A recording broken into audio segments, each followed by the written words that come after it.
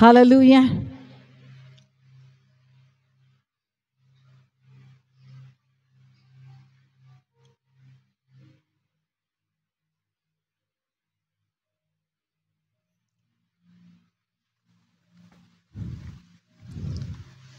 అందరు చప్పట్లు కొడుతూ అభినందిద్దాం.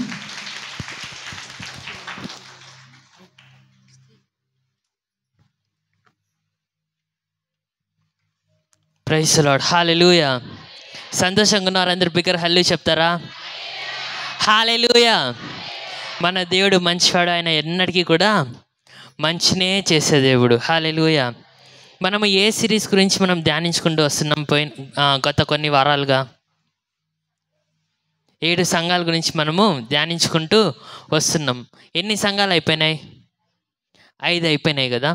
ఒక్కొక్క సంఘం గురించి ఒకసారి రివిజన్ చేసుకుందామా? ఫస్ట్ సంఘం పేరేంటి? ఎఫెసు సంఘం గురించి దేవుడు ఏమని హెచ్చరించాడు? మొదట ప్రేమను మరిచితివి అని దేవుడు సెలవిస్తున్నాడు. తర్వాత రెండవ సంఘం ఏంటి? స్ఫుర్ణ సంఘము. స్ఫుర్ణ సంఘంతో దేవుడు ఏం చెప్తున్నాడు? మరణము వరకు నమ్మకముగా ఉండమని దేవుడు సెలవిస్తున్నాడు. పెర్గమ సంఘానికి దేవుడు ఏం హెచ్చరిస్తున్నాడు? విగ్రహంలోకి అర్పించిన దానిని నీవు తింటున్నావు, అదేవిధంగా బిలాము బోధలు నీలో ఉన్నాయి, వాటిని నీవు సరి మార్చుకొని దేవుడు సెలవిస్తున్నాడు. తర్వాత 4వ సంఘం ఏం పేరు?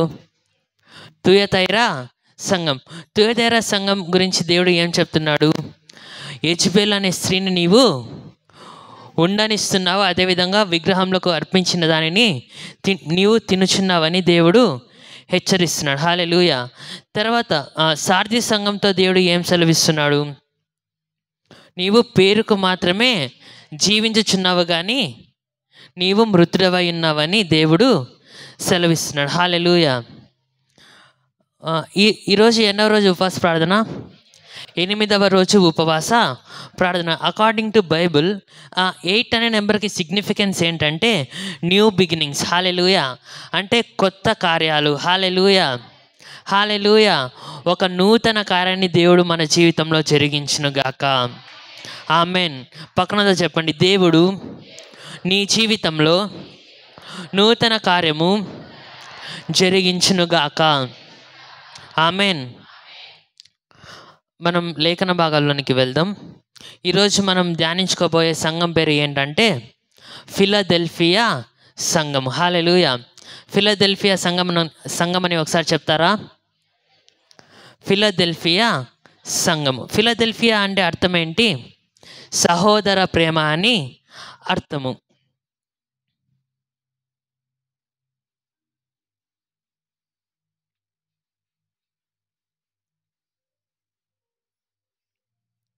మనం ఒకసారి ప్రకటన గ్రంథము 3వ అధ్యాయము 7వ వచనం నుంచి 13వ వచనం వరకు ఫిలదెల్ఫియా సంఘం గురించి ఉంటుంది. ఒకరు ఈ వచనాలన్నీ కూడా చదువుతారా? ఎవరైనా మైక్ తీసుకొని. 3వ అధ్యాయము 7వ వచనం నుంచి 13వ వచనం.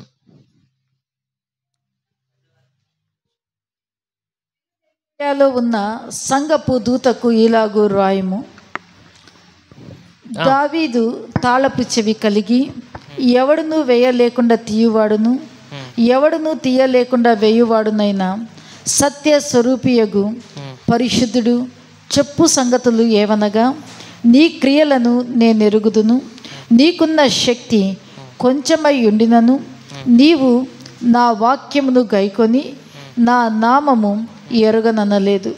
ఇదిగో తలుపు నీ ఎదుట తీసి ఉంచి ఉన్నాను, దానిని ఎవడునూ వేయ నేరడు. యూదులు కాకయే తాము యూదులమని అబద్ధమాడు సాతాను సమాజపు వారిని రప్పించెదను. వారు వచ్చి నీ పాదముల ఎదుట పడి నమస్కారము చేసి, ఇదిగో నేను నిన్ను ప్రేమించితినని తెలుసుకొనున్నట్లు చేసేదను. నీవు నా ఓర్పు విషయమై వాక్యమును గైకొంటివి గనుక భూనివాసులను శోధించుటకు లోకమంతటి మీదికి రాబోవు శోధన కాలములో నేనును నిన్ను కాపాడేదను. నేను త్వరగా వచ్చుచున్నాను. ఎవడును నీ కిరీటము అపహరింపకుండున్నట్లు నీకు కలిగిన దానిని గట్టిగా పట్టుకొనుము. జయించు వానిని నా దేవుని ఆలయములో ఒక స్తంభముగా చేసేదను. అందులో నుండి వాడు ఇక మీదట ఎన్నటికిని వెలుపలికి పోడు. మరియు నా దేవుని పేరును, పరలోకంలో నా దేవుని యొద్ద నుండి దిగివచ్చుచున్న నూతనమైన యెరూషలేమును, నా దేవుని పట్టణపు పేరును, నా క్రొత్త పేరును వాని మీద రాసేదను. సంఘములతో ఆత్మ చెప్పుచున్న మాట చెవిగలవాడు వినుగాక. ఆమేన్. ప్రార్థన చేసుకొని వాక్య భాగంలోనికి వెళ్దాం. దేవా యేసయ్య పరిశుద్ధుడా, నీకు వందనాలయ్యా, నీకే స్తుతులు స్తోత్రాలు చెల్లిస్తున్నాం నాయన. దేవేశయ్య వాక్యాన్ని బోధిస్తుండగా దేవేశయ్య నేను కాదు, మనుష్యాత్మ కాదు, కానీ దేవేశయ్య నాలో ఉన్న నీ పరిశుద్ధాత్ముడు మాత్రమే మాట్లాడాలయ్యా. తద్వారా దేవేశయ్య కూడి ఉంటున్న ప్రజలందరికీ కూడా దేవేశయ్య, నీ బిడ్డలందరికీ కూడా నాయన ఏ రేమ వాక్ అయితే కావాలో దేవేశయ్య అనుగ్రహించి దేవేశయ్య, వచ్చిన వారు వచ్చినట్లుగా వెళ్ళకుండా దేవేశయ్య, వారు ఒక నూతన కార్యముతో దేవేశయ్య వారు వెళ్ళడానికి దేవా మీరే కృపను చూపించి నడిపించమని అడుగుచు సమస్త మహిమ గంత ప్రభావాలు నీకే ఆరోపించుకుంటూ యేసయ్య నామంలో అడిగి వేడుకొంచున్నాం పరమ తండ్రి. ఆమెన్. హల్లెలూయా. ఈరోజు మనం ఏ సంఘం గురించి ధ్యానించుకోబోతున్నామంట? ఫిలదెల్ఫియా సంఘం. ఫిలదెల్ఫియా అంటే అర్థం ఏంటి? సహోదర ప్రేమ. సో ఫిలదెల్ఫియా సంఘం యొక్క హిస్టరీ చూసినట్లయితే ఫిలదెల్ఫియా అనే పట్టణము 189 BCలో అటాలస్ II అనే రాజు ద్వారా ఈ యొక్క పట్టణము స్థాపించబడింది. ఆ యొక్క పట్టణము ముందు ఈ మ్యాప్ రాకముందు అప్డేటెడ్ వర్షన్ కాకుండా ముందు వర్షన్స్ మ్యాప్లో ఏముంటుందంటే ఏషియా మైనర్ అని ఉంటుంది. ఏషియా మైనర్ అనే ప్రాంతంలో ఈ ఫిలదెల్ఫియా సంఘం అనేది ఉండేది. ఇప్పుడు వచ్చేసి టర్కీ అనే ప్రాంతంలో ఈ యొక్క ఫిలదెల్ఫియా సంఘము ఉంది. తర్వాత ఫిలదెల్ఫియా ప్రాంతంలో ఏది ఫేమస్ అంటే అది మేజర్ ట్రేడ్ రూట్గా ఉండేది, అంటే కొంచెం వ్యాపార కేంద్రంగా అది ఉండేది. తర్వాత ఫిలదెల్ఫియా పట్టణంలో కొన్నిసార్లు భూకంపాలు కూడా వచ్చినట్లుగా హిస్టరీలో మనము చూస్తున్నాం. ఇదంతా కూడా మనకు అంత ఇంపార్టెంట్ కాదు, కానీ దేవుని వాక్యము ఏం చెప్తుంది అన్నది మనకు ఇంపార్టెంట్. హల్లెలూయా, హల్లెలూయా. ఇక్కడ 7 సంఘాలలో 2 సంఘాలలో మాత్రమే దేవుడు ఒక్క లోపాన్ని కూడా చూపించకుండా మాట్లాడుతున్నాడు. ఆ 2 సంఘాలు ఏంటో చెప్తారా? స్పుర్నా సంఘము, తర్వాత ఫిలదెల్ఫియా సంఘము. ఫిలదెల్ఫియా సంఘము ఎటువంటి సంఘం అంట? ఫెయిత్ఫుల్ చర్చ్ అంటారు. హల్లెలూయా. ఫెయిత్ఫుల్ చర్చ్ అంటే ఏంటి? నమ్మకమైన సంఘము. హల్లెలూయా. నమ్మకమైన సంఘము ఏ సంఘం అంట? ఫిలదెల్ఫియా సంఘము. హల్లెలూయా. తర్వాత ఆ సంఘానికి ఇంకొకటి దేవుడు ఏం చెప్తున్నా అంటే ఓపెన్ డోర్ అంట, అంటే దేవుడు తలుపులు ఆ సంఘం కొరకు తెరిచిన వాడుగా ఉంటున్నాడు. హల్లెలూయా, హల్లెలూయా. ప్రతి ఒక్క సంఘంలో కూడా దేవుడు తన్ను తాను ఆయన ఎటువంటి వాడు అనే దాని గురించి చెప్తున్నాడు. తర్వాత ఆ సంఘం యొక్క పరిస్థితిని చెప్తున్నాడు. ఆ సంఘంలో ఏమైనా మార్చుకునే ఉన్నాయా, లేదంటే ఆ సంఘంలో ఏమైనా లోపాలు ఉన్నాయా, ఆ సంఘంలో ఉంటున్న వారు ఏ విధంగా సరి చేసుకోవాలని దేవుడు సెలవిస్తున్నాడు. అటు తర్వాత దేవుడు ఆ సంఘానికి రావాల్సిన రివార్డ్, అంటే ఆ సంఘానికి సంబంధించిన బహుమానం గురించి చెప్తున్నాడు. తర్వాత ఈ 7 లెటర్స్లో కూడా చివరిగా ఏముంటుందంట? సంఘము ఆత్మతో చెప్పుచున్న మాట చెవిగలవాడు వినుగాక అని ఉంటుంది. హల్లెలూయా. సో ఇప్పుడు మనము ఆ సంఘానికి సంబంధించి దేవుడు తను తాను ఏ విధంగా ప్రత్యక్షపరుచుకున్నాడో ఒకసారి మనము చదువుకుందాం. 3వ అధ్యాయము 7వ వచనంలో అది ఉంటుంది. ఏమని ఉంటుంది? ఫిలదెల్ఫియాలో ఉన్న సంఘపు దూతకు ఈలాగు వ్రాయుము. దావీదు తాళపు చెవి కలిగి ఎవడును వేయలేకుండా తీయువాడును ఎవడును తీయలేకుండా వేయువాడునైనను సత్యస్వరూపియగు పరిశుద్ధుడు చెప్పు సంగతులేవనగా నీ క్రియలను చాలండి. ఇక్కడ చూసినట్లయితే దేవుడు తన్ను తాను ఏ విధంగా ప్రత్యక్షపరుచుకుంటున్నాడు అంటే, దావీదు తాళపు చెవి కలిగిన వాడుగా దేవుడు తన్ను తాను ప్రత్యక్షపరుచుకుంటున్నాడు. అదేవిధంగా ఆయన సత్యస్వరూపిను, అదేవిధంగా పరిశుద్ధుడు అని దేవుడు తన్ను తాను ప్రత్యక్షపరుచుకుంటున్నాడు. హల్లెలూయా. ఇక్కడ మూడు విషయాల గురించి, మూడు దేవునిలో ఉంటున్న మూడు గుణగణాల గురించి దేవుడు మాట్లాడుతున్నాడు. మొదటిది ఏంటంట, పరిశుద్ధుడు, తర్వాత సత్యస్వరూపి, తర్వాత దావీదు తాళపు చెవి. చెప్తారా? పరిశుద్ధత, సత్యము, దావీదు తాళపు చెవి. హల్లెలూయా. హెబ్రీయులకు రాసిన పత్రిక 7వ అధ్యాయము 26వ వచనం చదువుకుందాం ఒకసారి.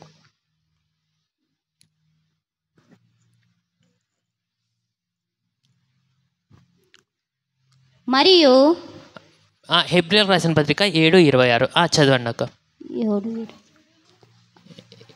పవిత్రుడును, పవిత్రుడును, నిర్దోషియు, నిష్కల్మషుడును, పాపులలో చేరక ప్రత్యేకముగా ఉన్నవాడును, ఆకాశ మండలము కంటే మిక్కిలి హెచ్చైన వాడునైనా ఇట్టి ప్రధాన యాజకుడు మనకు సరిపోయినవాడు. హల్లెలూయా. ఇక్కడ చూసినట్లయితే దేవుడు ప్రతి ఒక్కరిలో నుంచి దేనిని కోరుకుంటున్నాడంట? పరిశుద్ధతను కోరుకునే దేవుడుగా ఉంటున్నాడు. తర్వాత యోహాను సువార్త 14వ అధ్యాయము 6వ వచనంలో చూసినట్లయితే, నేనే మార్గమును, నేనే సత్యమును, నేనే జీవమును, నా ద్వారా తప్ప ఎవ్వరును కూడా తండ్రి యొద్దకు చేరలేరని దేవుడు సెలవిస్తున్నాడు. హల్లెలూయా. మన దేవుడు పరిశుద్ధుడు, అదేవిధంగా సత్యవంతుడైన దేవుడుగా ఉంటున్నాడు. తర్వాత దావీదు యొక్క తాళపు చెవి కలిగిన దేవుడుగా ఉంటున్నాడు. హల్లెలూయా.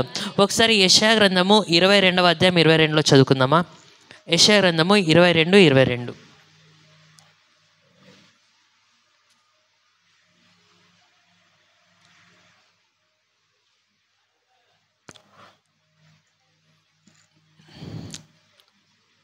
యెషయా గ్రంథము 22వ అధ్యాయము 22వ వచనం.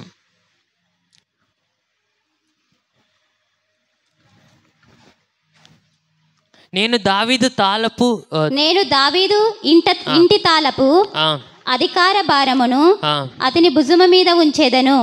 అతడు తీయగా ఎవడను మూయజాలడు, అతడు మూయగా ఎవడను తీయజాలడు. హల్లెలూయా. ఇక్కడ చూసినట్లయితే ఆయన పరిశుద్ధుడు, ఆయన సత్యస్వరూపి. తర్వాత ఆయన చేతిలో ఏముందంట? దావీదు తాళపు చెవి ఉంది. అదేవిధంగా ఆయన తీసినప్పుడు ఎవ్వరు కూడా ఏం చేయలేరంట? ఎవ్వరు కూడా మూయలేరు. తర్వాత ఆయన మూసినప్పుడు ఎవరు కూడా ఏం చేయలేరంట? తీయలేరు. హల్లెలూయా. తర్వాత ఈ సంఘంతో దేవుడు ఏం సెలవిస్తున్నాడంటే, దావీదు తాళపు చెవి వెయ్యకుండా తీయవాడును, ఎవడును తీయకుండా వెయ్యవాడును, చెప్పు సంగతులు ఇవన్నీ దేవుడు సెలవిస్తున్నాడు. హల్లెలూయా. తర్వాత ఏం సెలవిస్తున్నాడంట? నీ యొక్క క్రియలను నేను ఎరుగుదును, నీకున్న శక్తి కొంచెమే అయినను నీవు నా వాక్యమును గైకొని నా నామంను ఎరగననలేదు. ఇదిగో తాళము నీ ఎదుట తీసి ఉంచి ఉన్నానని దేవుడు సెలవిస్తున్నాడు. హల్లెలూయా. ఇక్కడ చూసినట్లయితే దేవుడు ఎటువంటి వాడనే దాని గురించి మనం ధ్యానించుకున్నాం. తర్వాత దేవుడు ఈ సంఘానికి ఏమి బోధిస్తున్నాడో మనము చూసుకుందాం. సంఘంలో ఎటువంటి క్రియలు ఉన్నాయనేది దేవుడు సెలవిస్తున్నాడు. ఈ సంఘంలో చూసినట్లయితే ఆయన ఏం చెప్తున్నాడంట? నీ యొక్క క్రియలను నేను ఎరుగుదును. హల్లెలూయా. అంటే ఈ సంఘంలో ఏమున్నాయంట? క్రియలు ఉన్నాయి. తర్వాత ఈ సంఘానికి ఎంత శక్తి ఉందంట? కొంచెము శక్తి ఉంది. తర్వాత ఇంకోటి ఏంటంట? నా నామమును ఎరుగననలేదు అని చెప్తున్నాడు. హల్లెలూయా. తర్వాత దేవుని వాక్యాన్ని గైకొన్నవారు. హల్లెలూయా. ఇక్కడ ఈ చర్చ్కి 4 క్వాలిటీస్ ఉన్నాయి. ఏంటంట? మొట్టమొదటిది క్రియలు ఉన్నాయి. తర్వాత శక్తి, ఎంత శక్తి ఉంది? కొద్దిగానే శక్తి ఉంది. తర్వాత మూడవది ఏంటంట? వాక్యమును గైకొంటున్నారు. తర్వాత నాలుగవది ఏంటంట? దేవుని నామాన్ని ఎరిగి ఉన్నారు. హల్లెలూయా. ఇక్కడ చూసినట్లయితే 4 ఏమో ఒకసారి చెప్తారా? క్రియలు, తర్వాత శక్తి కొంచెము, తర్వాత దేవుని వాక్యాన్ని గైకొన్నారు, తర్వాత దేవుని నామమును ఎరిగి ఉన్నారు. హల్లెలూయా. ఇక్కడ చూసినట్లయితే ఆయన ఎటువంటి వాడంటే మన క్రియలన్నిటికీ కూడా ఆయన ఏం చేసేవాడుగా ఉంటున్నాడంట, ప్రతిఫలము ఇచ్చేవాడుగా ఉంటున్నాడు. అందుకే మత్తయి సువార్త 6వ అధ్యాయము 4వ వచనంలో ఏముంటుందంటే, నీ రహస్యమందు నీ తండ్రి చూచి నీకు ప్రతిఫలం ఇచ్చును అని మత్తయి సువార్త 6వ అధ్యాయము 4వ వచనంలో ఉంటుంది. తర్వాత నమ్మకముగా ఉన్నవారికి శక్తి కొంచెమే అయినప్పటికీ కూడా ఆయన ఏం చేశారంట, ఆయన గొప్ప కార్యాలు ఆయన చేసేవాడుగా ఉన్నాడు. హల్లెలూయా. మన చర్చ్ అనంతపూర్ రోడ్లో ఉన్నప్పుడు ఎంతమంది ఉన్నారు? అనంతపూర్ రోడ్లో ఉంటున్న చర్చ్ అంతా కూడా పడిపోయినప్పుడు మనకు దేవుడు ఏ వాగ్దానం చేసినాడో గుర్తుందా అండి?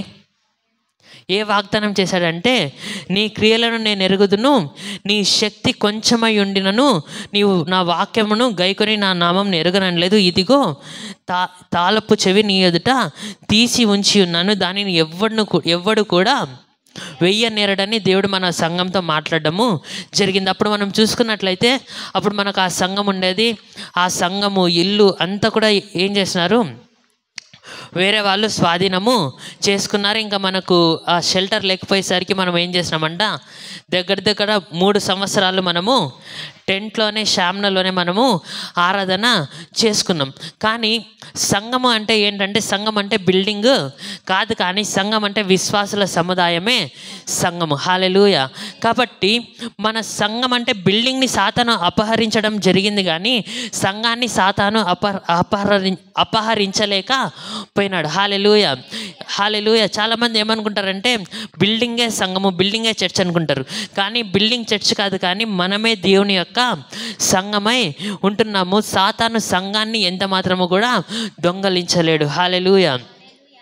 మన యొక్క సంఘం ఎక్కడికి కూడా చెదిరిపోలేదు. అప్పుడు చాలామంది వచ్చేసి మన సంఘస్థులతో, మీకు చర్చ్ లేదు కదా, మా చర్చ్కి మీరు రండి చాలామందిని ఇన్వైట్ చేసినారు. అయినప్పటికీ కూడా మన సంఘస్థులు ఎవ్వరు కూడా ఎక్కడికి కూడా చెదిరిపోకుండా అక్కడే 3 సంవత్సరాలు శామన వేస్తే శామనలోనే ఆరాధన చేస్తున్నారు.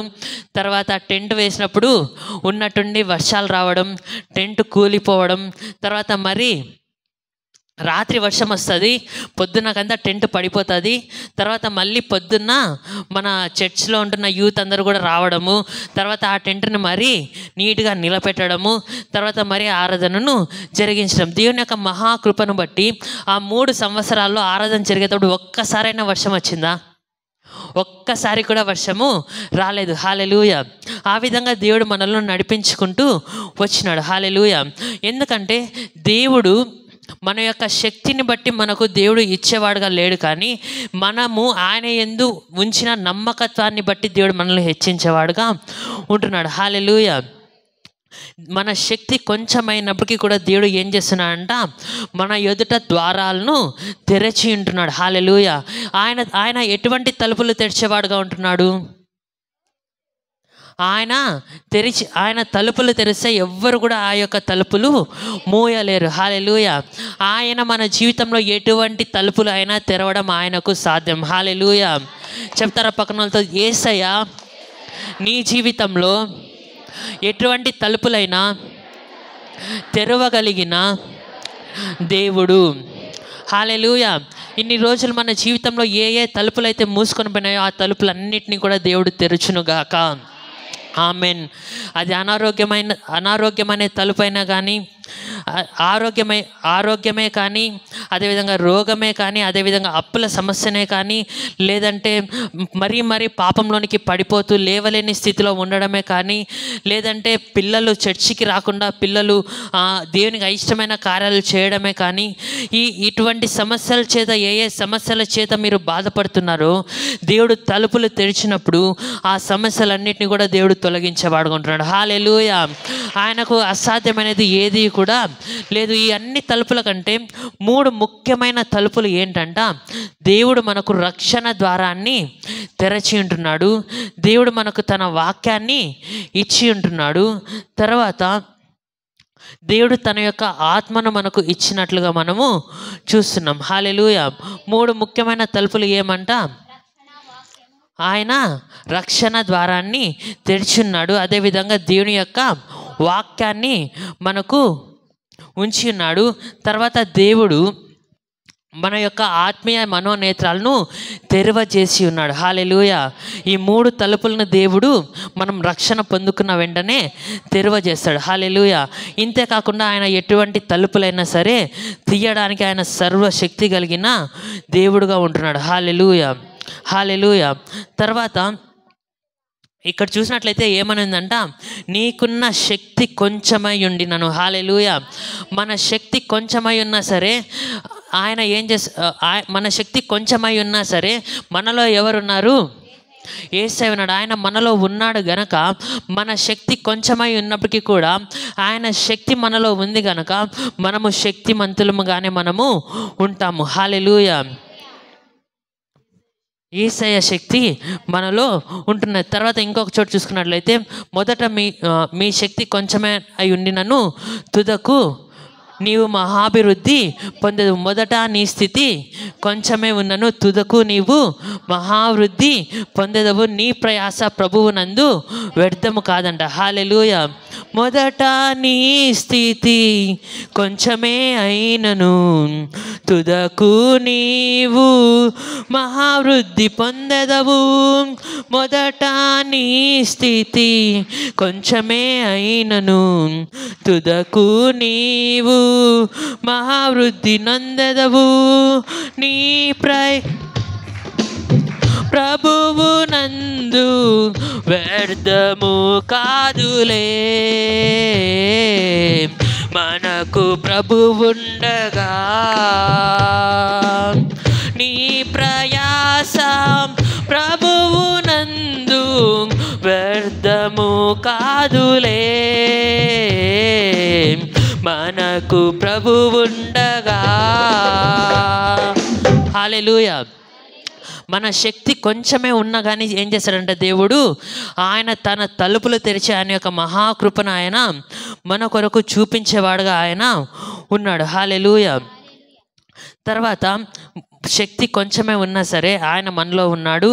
ఆయన మనకు శక్తినిస్తాడు. అదేవిధంగా మనకు ఆయన గొప్ప కృపను చూపించేవాడుగా ఉంటున్నాడు. తర్వాత నెక్స్ట్ మనం చూసుకున్నట్లయితే ఆయన తెరిచే ద్వారాలు ఎవరు కూడా వేయలేరు. ఆ ద్వారాలన్నీ కూడా దేవుడు మన కొరకు తెరిచిన దేవుడుగా ఉంటున్నాడు. హల్లెలూయా. తర్వాత నెక్స్ట్ మనం చూసుకున్నట్లయితే, యూదులు కాకయే తాము యూదులమని అబద్ధమాడు సాతాను సమాజపు వారిని రప్పించదును. వారి వచ్చి నీ పాదంలో ఎదుటపడి నమస్కారము చేసి, ఇదిగో నిన్ను ప్రేమించితినని తెలుసుకొనేలా చేశాను. హల్లెలూయా. ఇక్కడ చూసినట్లయితే ఎవరంట సాతాను సమాజపు వారంటే, ఇప్పుడు సాతాను ఎవరు? మనకు శత్రువు ఎవరు? సాతాను మనకు శత్రువుగా ఉంటున్నాడు. సాతాను కొంతమంది ద్వారా పనిచేసి వారు మనకు శత్రువులుగా మాట్లాడేవారిగా ఉంటారు. కానీ దేవుడు ఏం చేశాడంట, శత్రువులు కూడా దేవుడు మనతో ఉన్నాడని తెలుసుకునేలాగా చేస్తాడంట. హల్లెలూయా, హల్లెలూయా. మన శత్రువులందరూ కూడా ఏం చేస్తారంటే దేవుడు మనకు తోడుగా ఉన్నాడని తెలుసుకుంటారు. మన శత్రువులు మనకు హాని చేయాలని తలబెడతారు, కానీ వారు ఎంత మాత్రము కూడా హాని చేయలేరు. కీడును మేలుగా చేసే దేవుడు. హల్లెలూయా. యోసేపు జీవితంలో అన్నలందరూ కూడా ఏం చేస్తారు? యోసేపుకి ఏం కళ వస్తుంది? 12 నక్షత్రాల 11 నక్షత్రాల 11 నక్షత్రాలు. అదేవిధంగా సూర్యచంద్రులు నమస్కారము చేసినట్లుగా కళ వచ్చినప్పుడు ఆయన ఏం చెప్తాడు? వాళ్ళ తల్లిదండ్రులతో అన్నలతో ఈ విధంగా కళ వచ్చిందని చెప్తున్నాడు.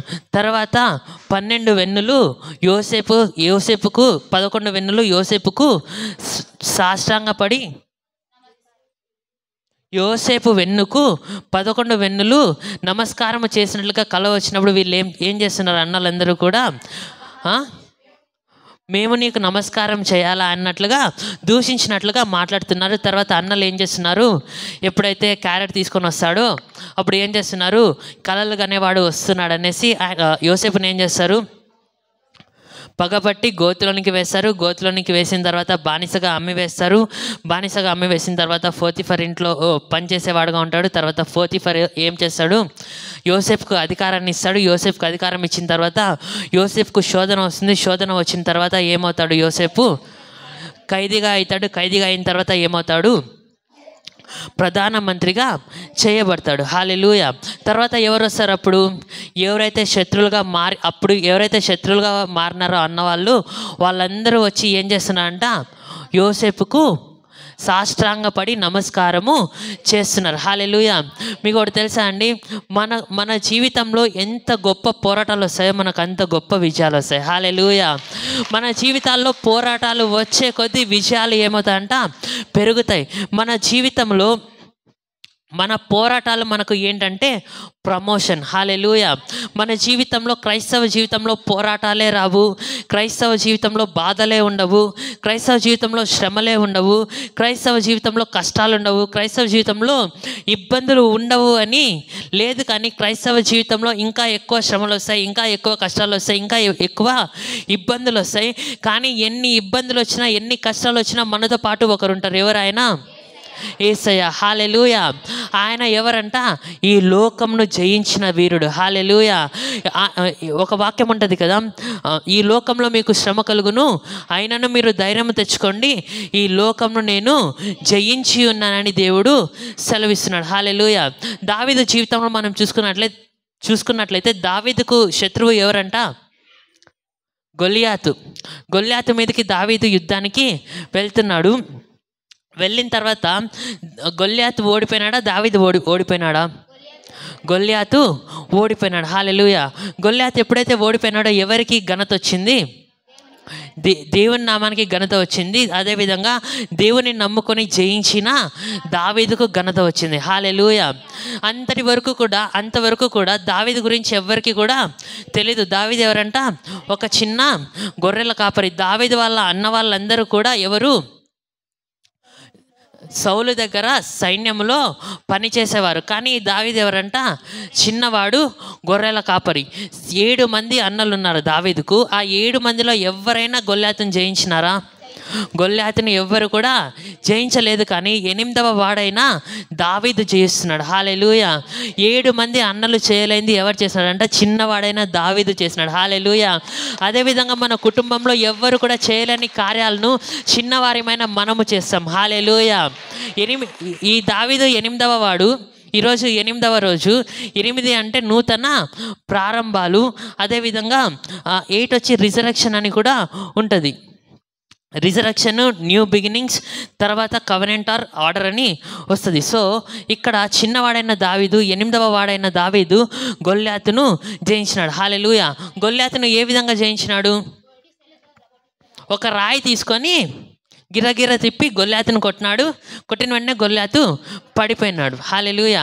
గొల్యాతు ఏమేమి ధరించుకున్నాడు? యుద్ధ కవచాలన్నింటినీ కూడా గొల్యాతు ధరించుకున్నాడు. ఒకసారి ఆలోచించండి, మీకే యుద్ధ కవచాలన్నీ కూడా ఉన్నాయనుకోండి, తర్వాత ఎవరన్నా ఒకరు వచ్చి రాయి తీసుకొని మిమ్మల్ని కొట్టేకొస్తారు. రాయి ఎవరన్నా ఒకరు ఇస్తున్నారంటే మనం ఏం చేస్తాము? ఇట్లా జస్ట్ అటో ఇటో తిరుగుతాం, రాయి ఎస్కేప్ అయ్యి వెళ్ళిపోతుంది. కానీ ఈ గొల్యాతు ఎవరంట? ఫుల్ ఎక్స్పీరియన్స్డ్ అంట. ఆ గొల్యాతుకి ఎంత ఎక్స్పీరియన్స్ ఉంటే టోటల్ ఇశ్రాయేలు ప్రజలందరికీ కూడా ఛాలెంజ్ చేస్తాడు. అంత ఛాలెంజ్ చేసినాడు, కానీ ఒక చిన్న రాయితో చనిపోయినాడు. హల్లెలూయా. హల్లెలూయా. ఇక్కడ చూసినట్లయితే దేవుడు మన జీవితంలో చిన్న చిన్న కార్యాల ద్వారానే, మనం చేసే చిన్న చిన్న పనుల ద్వారానే గొప్ప అద్భుతాలు చేస్తాడు. హల్లెలూయా. హల్లెలూయా. తమిళ్లో ఒక పాట ఉంటుంది, చిన్న మనుషునికుల్లా పెరియ అండర్ వంద పెరియ పెరియ అద్భుతంగా నడక్కుమని ఉంటుంది. అంటే చిన్న మనుషులలోనికి గొప్ప దేవుడు వస్తే గొప్ప గొప్ప అద్భుతాలు నడుస్తాయంట. హల్లెలూయా. పెద్ద రాక్షసుడైన గొల్యాతుని చూసి ఆర్మీనే వణికిపోయిందంట. హల్లెలూయా. ఇశ్రాయేలు దేశానికి ఆర్మీ ఉంటుందా లేదా? సైన్యం ఉంటుందా లేదా? సైన్యం అంతా కూడా ఏం చేసిందంట? వణికింది. సైన్యంలో ఒక్కరన్నా వచ్చినారా గొల్యాతుని ఓడించడానికి? ఒక్కరు కూడా రాలేదు. కానీ ఈ చిన్నవాడైన దావీదు వచ్చినాడు. మరి చిన్నవాడైన దావీదు ఏమన్నా పెద్దగా పోరాటం చేసినాడా? జస్ట్ ఒక చిన్న రాయి. హల్లెలూయా. దేవుడు చేసే కార్యాలు ఏ విధంగా ఉంటాయంట? మన జీవితంలో మనం పోయే సమస్యల ద్వారా దేవుడు ఈ రకంగా సొల్యూషన్ ఇస్తాడు, దేవుడు ఇంత పెద్ద సొల్యూషన్ ఇస్తాడు, అది ఇస్తాడు, ఇది ఇస్తాడు అనుకుంటాం. కానీ దేవుడు చిన్న చిన్న కార్యాల ద్వారానే దేవుడు మనల్ని ఆ సమస్య నుంచి విడిపించేవాడుగా ఉంటున్నాడు. హల్లెలూయా. ఇక్కడ చూసినట్లయితే ఎవరెవరైతే నిందించినారో, ఎవరైతే అవమానించినారో, ఎవరైతే హింసకు గురి చేసినారో వారందరూ కూడా ఏం తెలుసుకుంటున్నారంట? దేవుడు మనల్ని ప్రేమిస్తున్నాడని తెలుసుకుంటున్నారంట. హల్లెలూయా. దేవుడు మనల్ని ప్రేమిస్తున్నాడని తెలుసుకొని నీ పాదంలో ఎదుట పడి నమస్కారము చేశానుంది. హల్లెలూయా. ఇక్కడ చూసినట్లయితే దేవుడు మన శత్రువులందరినీ కూడా ఎక్కడికి తెస్తాడంట? మన పాదముల దగ్గరికి తెస్తాడు. హల్లెలూయా. శత్రువుకు మన పైన విజయం ఉందా? విజయము లేదు. నిన్న ఎంతమంది వచ్చినారు? మనకు పోరాటాలు వచ్చినప్పుడు మనము విజయం కోసం పోరాడతామా? విజయం కోసం పోరాడతామా? విజయం కోసం పోరాడము. కానీ దేవుడు ఆల్రెడీ మనకు విజయాన్ని ఇచ్చినాడు. విజయముతో పోరాడతాం. హల్లెలూయా. విజయములో పోరాడతాం. హల్లెలూయా. మనము విజయం కోసం పోరాడము, ఎందుకంటే ఆల్రెడీ మనకు విజయం వచ్చేసింది. హల్లెలూయా. ఆల్రెడీ మనకు విజయం వచ్చింది. విజయం వచ్చినా సరే మన జీవితంలో కొన్ని యుద్ధాలు జరుగుతాయి. ఆ యుద్ధాలు ఎందుకంట? మనకు ప్రమోషన్ని ఇవ్వడానికి. హల్లెలూయా. చెప్తారా? నీ యుద్ధాలు నీకు ప్రమోషన్ ఇస్తాయి. హల్లెలూయా. ఈ యుద్ధాలు నీవు ఎంత బలవంతుడివో తెలియజేస్తాయి. ఆ బలం ఎవరి బలం అంట? యేసయ్య బలము మనలో ఉంది. హల్లెలూయా. ఈ దావీదు గొల్యాతుతో ఎందుకు యుద్ధం చేసినాడు? దేవుని చిత్తము దావీదు వచ్చి గొల్యాతుతో యుద్ధము చేయడం. గొల్యాతుతో దావీదు యుద్ధము చేసినప్పుడు ఏమొచ్చింది? గొల్యాతుకు జయం వచ్చిందా? ఎవరగా మీరు? దావీదుకు జయం వచ్చింది.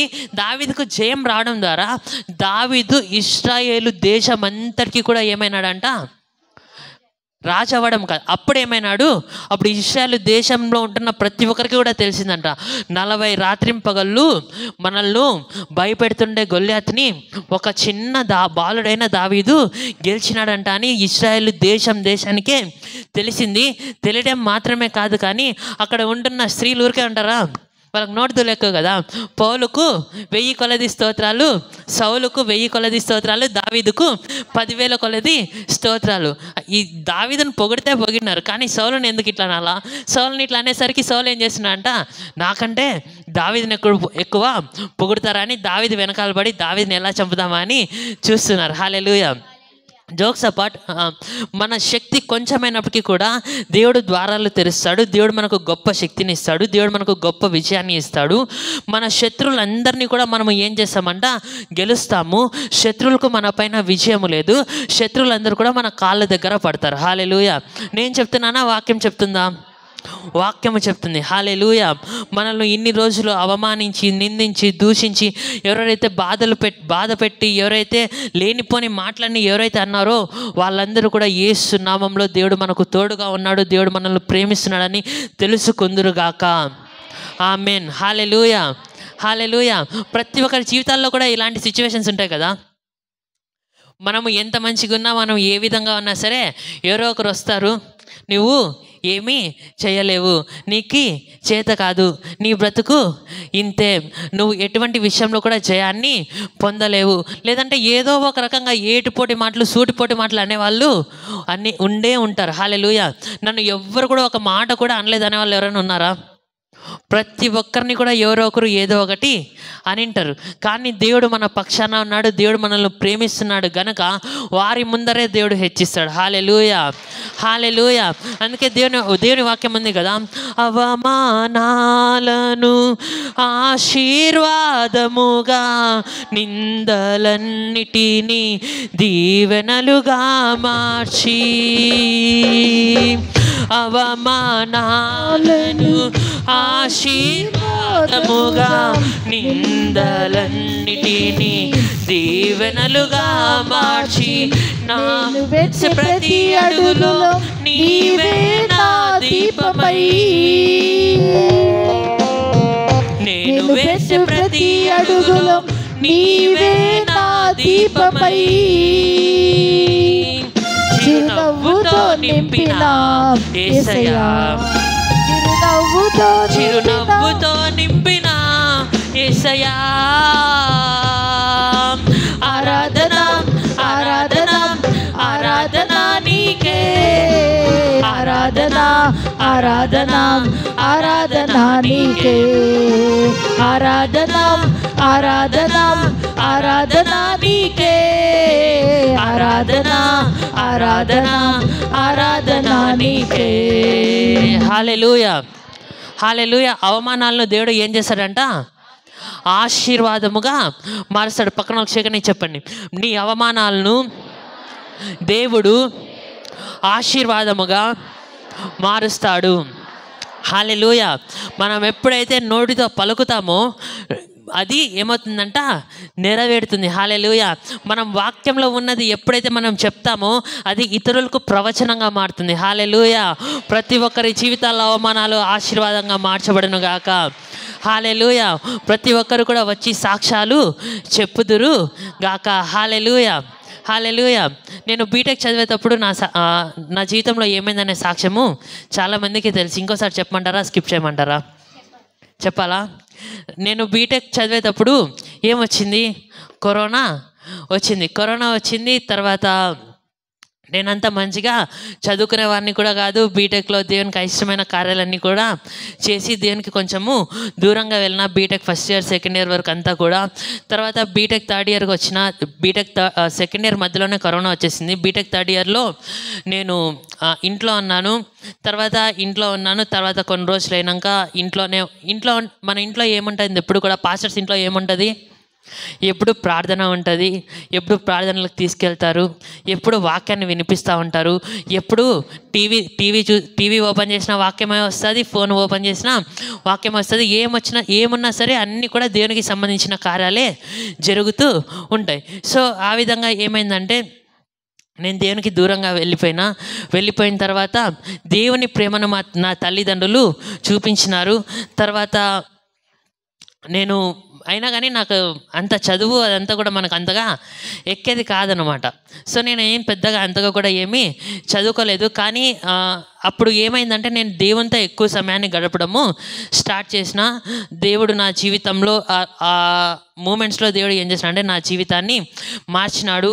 తర్వాత నేను చదువుకోవడానికి వెళ్ళినప్పుడు మా బంధువులందరూ కూడా లోన్ తీసుకుందాం అనుకున్నాం. సో హయ్యర్ ఎడ్యుకేషన్ కదా, కొంచెం ఖర్చు ఎక్కువే ఉంటుంది. సో డబ్బుతో పని కదా. సో ఏమనుకున్నామంటే లోన్ తీసుకుందామని అనుకున్నాం. కానీ మా డాడీ సాక్ష్యం తెలుసు కదా, మా తాతయ్య మా డాడీకి ఎగెనెస్ట్గా అయిపోయినప్పుడు ఒక చిన్న గవ్వ కూడా మా డాడీకి ఇవ్వలేదు. అదేవిధంగా మా మమ్మీ పేట కూడా ఎటువంటి ఆస్తులు లేవు, మా డాడీ పేట కూడా ఎటువంటి ఆస్తులు కూడా లేవు. కానీ మా డాడీ వాళ్ళకి ఏంటంటే నన్ను మంచిగా చదివించాలని మా డాడీ వాళ్ళకు ఆశ. అక్కడ చూస్తేనేమో నాకు ఎంసెట్లో కూడా ర్యాంక్ కాదు కదా, అసలు ఎంసెట్లో క్వాలిఫై కూడా కాలేదు. ఎంసెట్లో క్వాలిఫై కాకుండా వాళ్ళు ఎవరో 100కో 1,00,000 ఉంటారు. అటువంటి ఎన్నికలైన వాళ్ళలో నేను కూడా ఒకరిని ఎంసెట్లో కూడా ర్యాంక్ రాలేదు. తర్వాత భారత్ యూనివర్సిటీ అని చెన్నైలో ఆ కాలేజ్లో ఇంటర్ మార్క్స్ పైన నాకు సీటు వచ్చినా సరే అది దగ్గర పర్ ఇయర్ 1,55,000 అంతా టోటల్ వచ్చేసి 2 lakhs అవుతుంది అరౌండ్ ఖర్చు. తర్వాత 4 yearsకి దగ్గర 8 to 10 lakhs అవుతుంది. కానీ మా డాడీ వాళ్ళు ఏం చేస్తున్నారు? పరిచర్య చేస్తున్నారు. వాళ్ళకు ఏమన్నా డబ్బులు ఉంటాయా? వెనకాల లక్షలు ఉండవు. హల్లెలూయా. కాబట్టి ఏ విధంగా చదివించాలని ఆలోచించినప్పుడు లోన్ తీసుకుందామని అనుకున్నప్పుడు మా మమ్మీ డాడీ వాళ్ళ పేరు పైన ఏమన్నా ఆస్తులు ఉన్నాయి? ఏవి ఆస్తులు కూడా లేవు. సో కొలాటరల్ సెక్యూరిటీ అడిగినారు. అంటే తల్లికి సంబంధించిన బంధువుల పక్షాన కానీ, తండ్రికి సంబంధించిన వాళ్ళ దగ్గర కానీ, అంటే తాతల ఆస్తి ఏమైనా ఉంటే దానిని బ్యాంక్లో ప్రూఫ్ లాగా ఇస్తే లోన్ ఇస్తామని చెప్పినారు. ఇటు సైడ్ మా డాడీ వాళ్ళ సైడ్ ఒప్పుకోలేదు, మా మమ్మీ వాళ్ళ సైడ్ కూడా ఒప్పుకోలేదు. ఒప్పుకోకుండా ఉండేసరికి మీరు లోన్ తీసుకొని చదివిస్తారు, మళ్ళీ వాడు ఏమైనా ఉద్యోగం చేస్తాడా, వానికి ఉద్యోగం వస్తుందని గ్యారంటీ ఏముంది, వాడు తీరుస్తాడని గ్యారంటీ ఏముందని అందరూ అన్నారు. తర్వాత బీటెక్ థర్డ్ ఇయర్లో ఉన్నాను. తర్వాత బీటెక్ థర్డ్ ఇయర్కి వచ్చేసరికి నా ఆత్మీయ జీవితము, నా పడిపోయిన బలిపీఠాన్ని దేవుడు కట్టినాడు. దేవుడు కట్టడం మాత్రమే కాదు కానీ దేవుడు నన్ను పరిచర్లో వాడుకోవడం కూడా స్టార్ట్ చేసినాడు. వాడుకుంటూ ఉన్నాడు. తర్వాత అప్పుడు కూడా నాకు బీటెక్ 4th yearకి వచ్చిన అప్పుడు కూడా ఎటువంటి ప్లేస్మెంట్స్ కానీ ఏవి కూడా రాలేదు. నా ఫ్రెండ్స్కి వస్తున్నాయి కానీ నాకు అస్సలు రావడం లేదు. తర్వాత ఎవరో ఒకరు ఉంటారు కదా, ఎవరో బయట వాళ్ళు ఎవరు అనరండి, మన ఇంట్లో వాళ్ళే మనకు ఏదో ఒకటని గాయం చేసి పోతారు. సో నీకు చదువు రాదు, ఏమి రాదు, నీ జీవితంలో నీకు జాబ్ రాదు అన్నట్లుగా తక్కువ చేసి మాట్లాడినారు. అప్పుడు సూసైడల్ థాట్స్ అవి వచ్చినాయి. కానీ దేవుడు నమ్మదగిన వాడు, ఆయన ఎన్నటికీ కూడా మన చేతిని వదిలిపెట్టాడు. ఎందుకంటే మరణపు మార్గమందు నడిచిన వేళ ఎందు వైద్యునిగా వచ్చి మనకు ఏమి ఇస్తాడంట? మరో జీవితాన్ని ఇస్తాడంట. హల్లెలూయా. మన మరణము దగ్గరికి మనం వెళ్ళినా సరే ఆయన ఏం చేస్తాడంట? మరణము నుంచి వెనక్కి తీసుకొని వచ్చి ఆయన మనల్ని జీవంలోనికి నడిపించే దేవుడుగా ఉంటున్నాడు. తర్వాత ఏమైందంటే మా ఫ్రెండ్స్ అందరికీ కూడా ప్లేస్మెంట్స్ వస్తున్నాయి. నాకు ఎటువంటి ప్లేస్మెంట్ కానీ ఏది కూడా రాలేదు. తర్వాత ఇంటర్వ్యూస్కి అప్లై చేస్తున్నా కానీ ఏదో కాల్ సెంటరు అదో ఇదో చిన్న చిన్నవన్నీ కూడా వస్తున్నాయి. నేనేమనుకున్నా అంటే మనకి ఎట్లా టాలెంట్ లేదు, ఏమీ లేదు, ఈ కాల్ సెంటర్ ఉద్యోగం అన్నా వస్తే ఒక 10,000 20,000 వస్తే మమ్మీ డాడీ వాళ్ళని అడుక్కోకుండా మనం ఏదో చూసుకోవచ్చని నేను అనుకున్నా. చూస్తేనేమో కాల్ సెంటర్ వాటిలో కూడా నేను సెలెక్ట్ కాలేదు. హల్లెలూయా. సెలెక్ట్ కాకపోయేసరికి ఇటు సైడ్ కోడింగ్ నాలెడ్జ్ లేదు, ఇటు సైడ్ ఇలాంటి వాటిలో కూడా నేను సెలెక్ట్ కాలేదు. కాకపోయేసరికి యాక్చువల్గా నేను ఏ ఇంటర్వ్యూస్కి కూడా అప్లై చేయలేదన్నమాట అంతకు ముందు వరకు. ఐటీకి సంబంధించిన ఇంటర్వ్యూస్లో. కానీ మా ఫ్రెండ్స్ అందరూ కూడా అప్లై చేసుకున్నారు, వాళ్ళకి జాబ్స్ కూడా వచ్చినాయి. తర్వాత నాకు ఆన్ క్యాంపస్ ఇంటర్వ్యూవే, కానీ అది వర్చువల్ ఇంటర్వ్యూ కాదు, ఇన్ పర్సన్ వెళ్ళాలంటే మనము పోయి ముఖాముఖిగా మాట్లాడి వాళ్ళకు ఇంటర్వ్యూ ఇవ్వాలంటే మనకు ముందుగానే ఏది రాదు. ముఖాముఖిగా పోయి మనం ఏం ఇంటర్వ్యూ ఇస్తాము?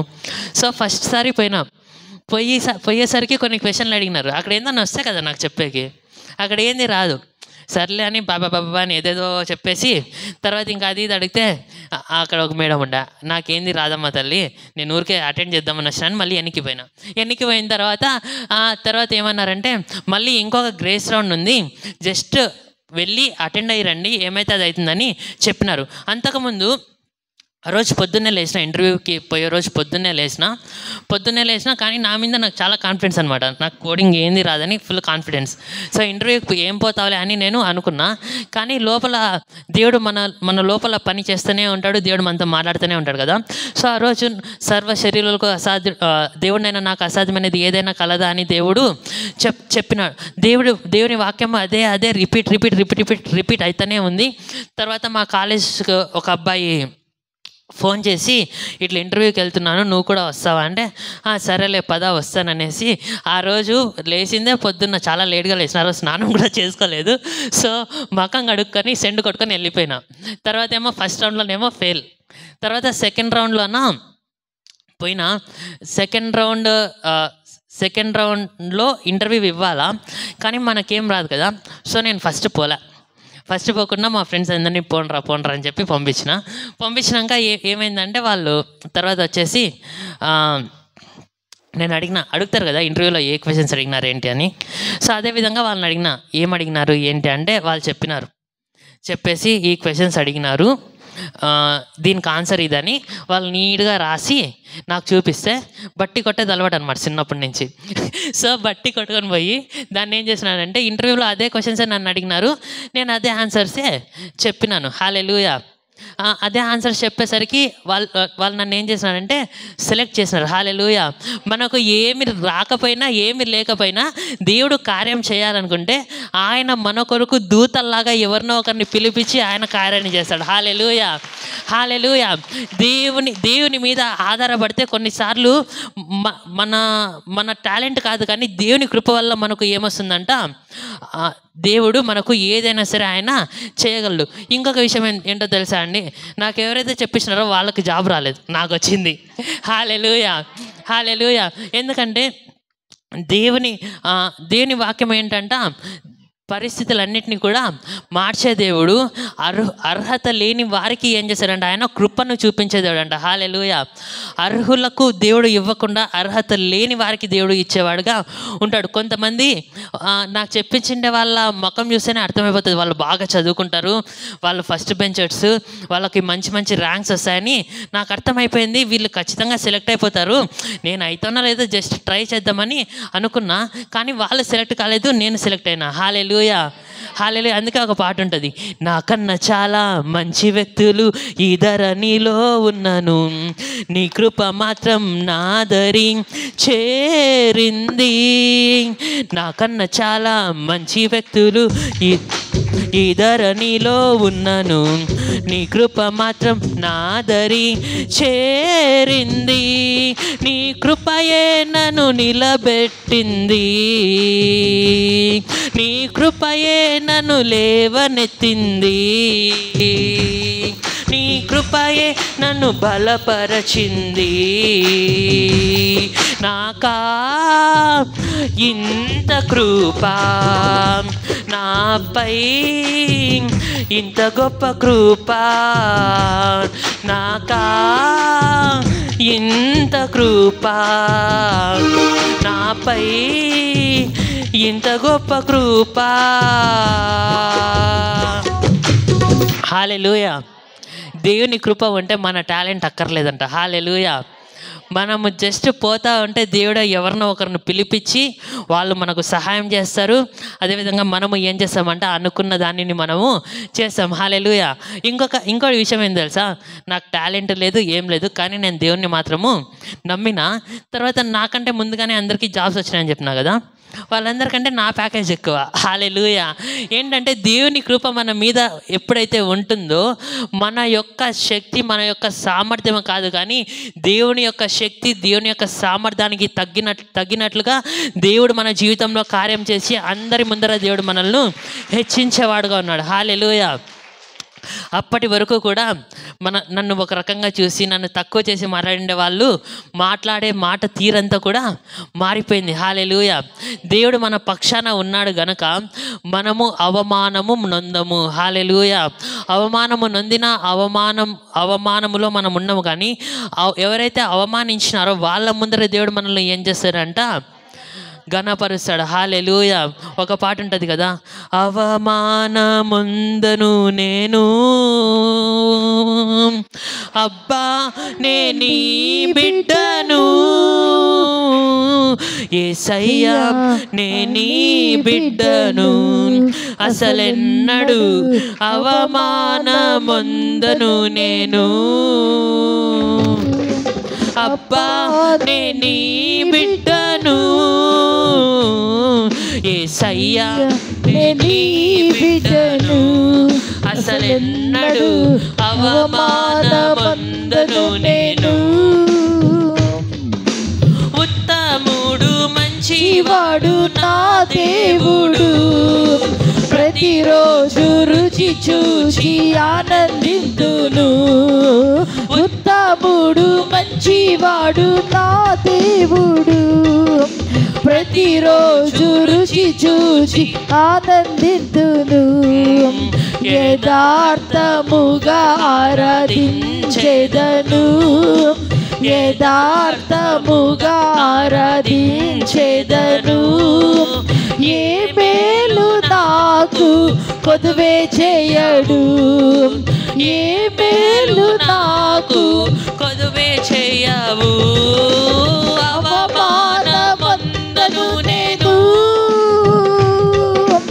అబ్బా నేనీ బిడ్డను, యేసయ్యా అబ్బా నేనీ బిడ్డను, అసలెన్నడు అవమానముందను నేను. హల్లెలూయా. హల్లెలూయా. దేవుడు మనకు సహాయం చేయాలనుకున్నప్పుడు మన అర్హతలను దేవుడు చూడడు, కానీ అతడు ఒక గొప్ప కృపా ద్వారాన్ని దేవుడు తెరిచేవాడుగా ఉంటాడు. హల్లెలూయా. మనం చాలాసార్లు మన యొక్క కెపాసిటీని మనం చూసుకొని మనకు ఈ కార్యం జరుగుతుంది అనుకుంటాం, కానీ దేవుడు తలుపులు తెరిచినప్పుడు మన ఊహకు మించి, మన సామర్థ్యానికి మించి, మన శక్తికి మించిన కార్యాన్ని దేవుడు జరిగిస్తాడు. నమ్మేవారు హల్లెలూయా చెప్తారా? హల్లెలూయా. పక్కనతో చెప్పండి, దేవుడు తలుపులు తెరిచినప్పుడు నీ ఊహకు మించి, నీ శక్తికి మించి, నీ సామర్థ్యానికి మించి దేవుడు కార్యము చేస్తాడు. హల్లెలూయా. చూసుకున్నట్లయితే నాకు ఈ ఇంటర్వ్యూ సెలెక్ట్ అవ్వడానికి ఒక్క క్వాలిటీ అయినా ఉందా? వాళ్ళు నాకు చెప్పాలని రూల్ కూడా ఉందా? లేదు. కానీ దేవుడు ప్రతి ఒక్క దానిని కూడా మన కొరకు ఏం చేస్తాడంట, సిద్ధపరుస్తాడు. హల్లెలూయా. దేవుడు తన దూతలను మన కొరకు పంపిస్తాడు. దూతలు మనకేం చేస్తారంట, సహాయము చేస్తారు. హల్లెలూయా. నాకు హెల్ప్ చేసిన వాళ్ళు దేవుని నమ్ముకున్న వాళ్ళు కూడా కాదు, వాళ్ళు హిందూసే. కానీ దేవుడు ఎవరి ద్వారా అయినా సరే మనకు దేవుడు ఏం చేస్తాడంట, సహాయము చేసేవాడుగా ఉంటున్నాడు. హల్లెలూయా, హల్లెలూయా. మనము ఎంతవరకు మనం ఈ సంఘం గురించి ధ్యానించుకున్నాం. ఫస్ట్ దేవుడు తను తాను ఏ విధంగా ప్రత్యక్షపరుచుకుంటున్నాడు, దావీదు తాళపు చెవి గలవాడుగా ప్రత్యక్షపరుచుకుంటున్నాడు. అదేవిధంగా ఆయన పరిశుద్ధుడు, అదేవిధంగా ఆయన సత్యస్వరూపి. తర్వాత ఆయన ఏం చేస్తున్నాడంట, మన యొక్క క్రియలను ఆయన ఎరిగి ఉన్నాడు. హల్లెలూయా. అంటే మనము చేసే ప్రతి పనిని కూడా ఆయన ఏం చేస్తున్నాడంట, చూస్తూ ఉన్నాడు.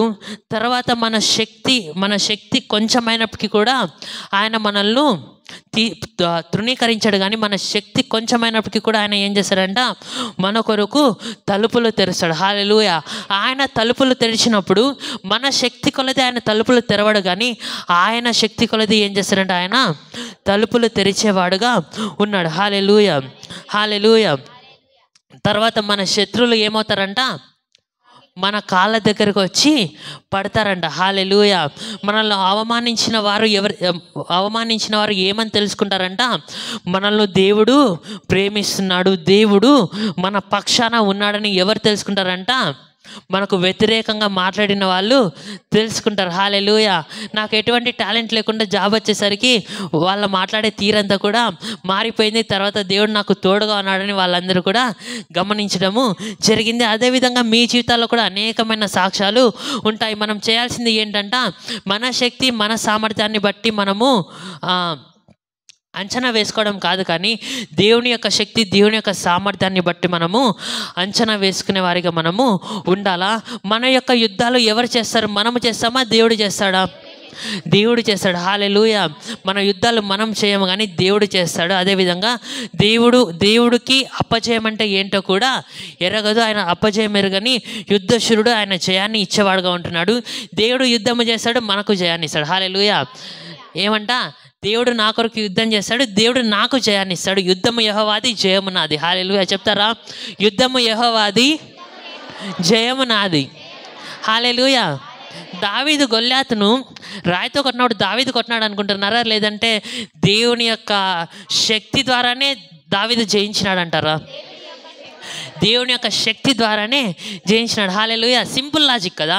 రాయి వేసుకొని కొడితే అంత ఏమంటారు, అన్ని కవచాలు ఉండేవాడు, రాయి తగలకోకుండా అటో ఇటో తిరిగితే ఈజీగా తప్పించుకోవచ్చు. కానీ దేవుడు ఇన్వాల్వ్ అయినాడు గనక, దేవుడు ఆ యుద్ధంలో ఇన్వాల్వ్ అయ్యి దేవుడు జరిగించినాడు గనక దావీదుకి ఏమొచ్చిందంట, జయము వచ్చింది. అదేవిధంగా యుద్ధము యెహోవాదే అని దావీదు కూడా అంటున్నాడు. హల్లెలూయా. మన జీవితంలో ఎటువంటి పోరాటాలు వచ్చినా, ఎటువంటి శ్రమలు వచ్చినా, ఎటువంటి సమస్యలు వచ్చినా దేవుడు మన యుద్ధాలలో ఉన్నాడు. హల్లెలూయా. దేవుడు మన కొరకు యుద్ధము చేస్తాడు. దేవుడు మన పక్షానే దేవుడు ఉన్నాడు. హల్లెలూయా. తర్వాత నీ పాదం ఎదుట వారిపడి నమస్కారం చేసి, ఇదిగో నేను నిన్ను ప్రేమించుతున్నని తెలుసుకొనున్నట్లు చేసేదను. నీవు నా ఓర్పు విషయంలో వాక్యమును గైకొంటివి గనుక భూనివాసులకు శోధించుటకు అంతటి మీదికి రాబో శోధన కాలంలో నేను నిన్ను కాపాడేదను. హల్లెలూయా. ఇక్కడ చూసినట్లయితే దేవుడు మనల్ని కాపాడాలంటే మనం ఏం చేయాలా? దేవుని మీద ఆధారపడాలా. ఇక్కడ చూసినట్లయితే దేవుడు ఏం చెప్తున్నాడంట, నీవు నా వాక్యమును గైకొంటివి గనుక భూనివాసులకు శోధించుటకు లోకమంతటికి మీదు శోధన కాలములో నేను నిన్ను కాపాడుదును. హల్లెలూయా. ఇక్కడ శోధన రాదని దేవుడు చెప్తున్నాడా? లేదు. కానీ శోధన నుంచి దేవుడు ఏం చేశారంట, కాపాడేవాడుగా ఉంటున్నాడు. మన జీవితంలో కష్టాలు వస్తాయి, శోధనలు వస్తాయి. అందుకే దేవుని వాక్యం సెలవిస్తుంది కదా, నీతిమంతునికి కలుగు ఆపదలు అనేకములు, కానీ ఏమంట, అయినను వాటి నుంచి దేవుడు ఏం చేస్తాడు, తప్పించి విడిపించి మనల్ని ఘనపరిచేవాడుగా ఉంటున్నాడు. హల్లెలూయా, హల్లెలూయా. దేవుడు మనకు జయాన్ని ఇస్తాడా, ఇచ్చినాడా? ఇచ్చినాడు. కానీ పోరాటాలు వస్తాయి. ఆ పోరాటాలను మనం జయిస్తామా, జయించమా? జయిస్తాం. కానీ మనము విజయము కోసం పోరాడతామా, విజయములో పోరాడతామా? విజయములో పోరాడతాం. ఎందుకంటే మనలో ఆల్రెడీ ఎవరి విజయం ఉందంట? యేసయ్య యొక్క విజయం ఉంది. హల్లెలూయా. నాలో చెప్తారా? నాలో ఉన్నవాడు లోకంలో ఉన్నవాని కంటే గొప్పవాడు. నాలో ఉన్నవాడు లోకమును జయించినవాడు. కాబట్టి నేను కూడా లోకమును జయించి ఉన్నాను. ఈ యుద్ధాలు, ఈ పోరాటాలు, ఈ శ్రమలు, ఈ సమస్యలు అన్నీ కూడా నన్ను పదోన్నతికి తీసుకొని వెళ్ళడానికే. హల్లెలూయా, హల్లెలూయా. మన జీవితంలో యుద్ధాలు ఎందుకు వస్తాయి ఒకసారి చెప్తారా? ప్రమోషన్ కోసం యుద్ధాలు వస్తాయి. ఇంకా మనం ముందు ఉన్న స్థితి కంటే అధికమైన స్థితి అంటే అదే ప్రమోషన్. హల్లెలూయా. ఇంకా ఇటువంటి యుద్ధాలు బైబిల్లో ఎవరెవరి జీవితాల్లో వచ్చినాయి? యోసేపు జీవితంలో వచ్చింది, దావీదు జీవితంలో వచ్చిన తర్వాత యెహోషువ జీవితంలో వచ్చిన తర్వాత షడ్రక్ మేషక్ అబేద్నెగో ఎంతమందికి తెలుసు? షడ్రక్ మేషక్ అబేద్నెగో ఎప్పుడైతే రాజు యొక్క విగ్రహానికి నమస్కారం చేయలేదో ఏం చేస్తున్నారు? అగ్నిగుండంలోనికి వేస్తున్నారు. అగ్నిగుండంలోనికి వేసినప్పుడు ఏమైంది? కాలిపోలేదు, అగ్ని వాసన కూడా అంటలేదు. అది కాలిపోవడం కాకుండా అంటకుండా కాకుండా ఇంకొక గొప్ప విషయం ఏంటంటే దేవుడు కూడా వాళ్ళతో పాటు వస్తాడంట. వచ్చినాడు. హల్లెలూయా. అదేవిధంగా నీవు శ్రమల గుండా, సమస్యల గుండా, యుద్ధాల గుండా నువ్వు వెళ్తున్నప్పుడు దేవుడు కూడా నీతో పాటు నీ యుద్ధాల్లో ఉన్నాడు. హల్లెలూయా, హల్లెలూయా. యుద్ధము ఎవరిది? యెహోవాదే. హల్లెలూయా. వేడి వేడి అగ్నిలో కుండా పడదామా? ఆయన కృప ఎంత గొప్ప కృప అంటే మనము ఎటువంటి స్థితిలో ఉన్నా సరే ఆయన మనతో ఉండే దేవుడుగా ఉంటున్నాడు. హల్లెలూయా.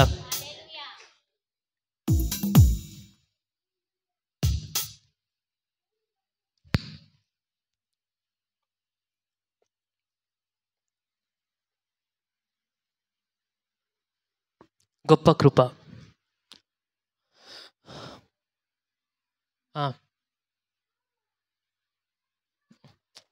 సాంగ్స్లో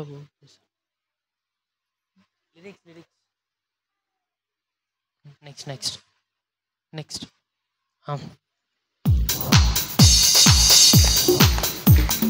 వేడి వేడి అగ్నిలో వేగకుండా కాపాడే రక్షించు మీ కృపయే. వెంట్రుకలు కరగకుండా, పొగ కూడా తగలకుండా రక్షించు మీ కృపయే. వేడి వేడి అగ్నిలో వేగకుండా కారకుండా కాపాడే నీ కృపయే. వెంట్రుకలు కరగకుండా, పొగ కూడా తగలకుండా రక్షించు నీ కృప. మరొకసారి పాడదామా? వేడి వేడి అగ్నిలో వేగకుండా కాపాడే రక్షించు మీ కృపయే. వెంట్రుకలు తగలకుండా, పొగ కూడా తగలకుండా రక్షించు మీ కృపయే. హల్లే హల్లెలూయా. చేతుల పైకెత్తి హల్లే హల్లెలూయా, హల్లే హల్లెలూయా, హల్లే హల్లెలూయా. గొప్ప కృప, మంచి కృప, జారకుండా కాపాడే గొప్ప కృప, అగ్నిలో కాలకుండా కాపాడే కృప, నీటిలో మునగకుండా కాపాడే కృప.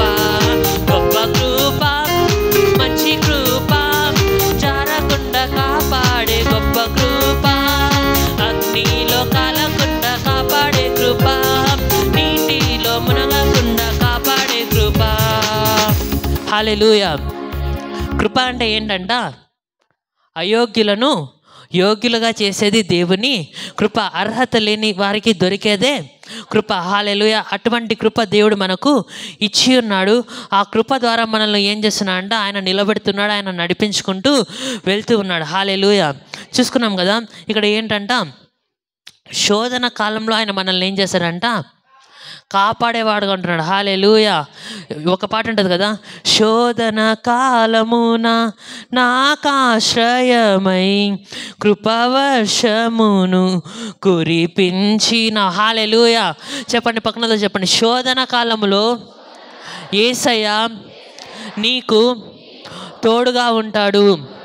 హల్లెలూయా.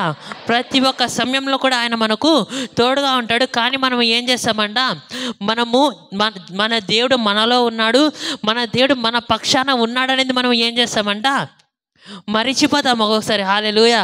శోధనలో వచ్చినప్పుడు మనం ఏం చేస్తామంట, దేవుని వాక్యం మనకు గుర్తు రాకుండా ఈ లోకంలో ఉంటున్న సమస్యల వైపు మనము చూస్తుంటాం. ఈ లోకం వైపు మనం ఎప్పుడైతే చూస్తామో మనం ఏమవుతామంట, మనము కృంగిపోయే వారిగా మనము ఉంటాం. మనం ఎప్పుడైతే కృంగిపోతామో అప్పుడు ఏమంటే మనము చేతకాని వారిగా మనం వెళ్తాము. కానీ మనం ఎప్పుడు కూడా ఒకటి గుర్తుపెట్టుకోవాలా, మనము ఏ స్థితిలో ఉన్నా సరే ఆయన మనల్ని కాపాడే దేవుడు, ఆయన మనల్ని రక్షించే దేవుడు. హల్లెలూయా.